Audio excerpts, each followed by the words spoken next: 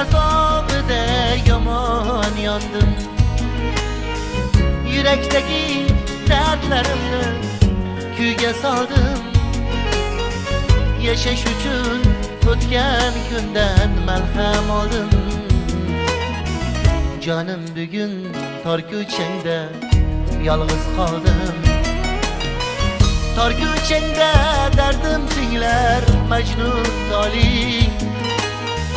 Seni so'rab ko'z yosh qildi pastivoring.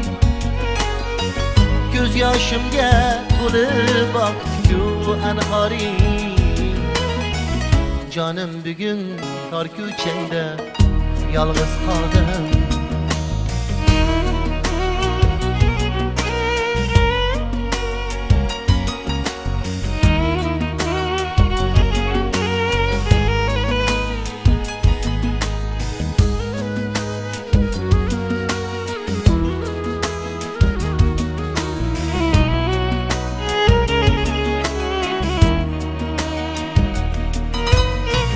Divar aşa bir bakışınga zor edim. Erkalanib kulishlaring o'ylab aytilguncha yor umidvor edim. Qaytdim bugun to'yxonangni bo'ylab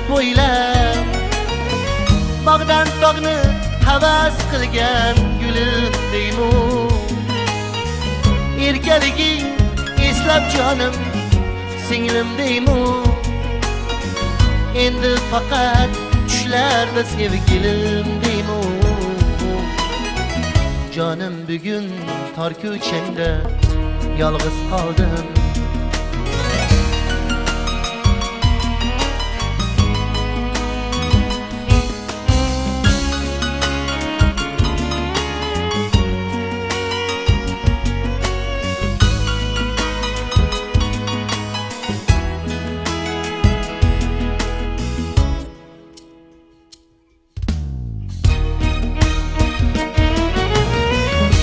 Ko'changda sevgim sensan, ko'zim giryon.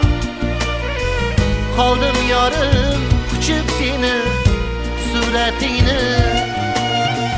Yashayman u sog'inarman seni yomon.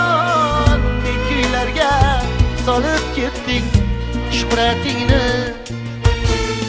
Bu savdoni ko'rib kulib oy ham botar. Yuragimni tilib tong ham otar. Men sevgan yor savdogar qiz sevgi sotar. Jonim bugun tor ko'changda yolg'iz qoldim. Hayır jonim savdogarim sevgi sotar. Jonim bugun tor ko'changda yolg'iz qoldim. Canım endi tor ko'changda yolg'iz qoldim. Canım endi tor ko'changda o'zim qoldim.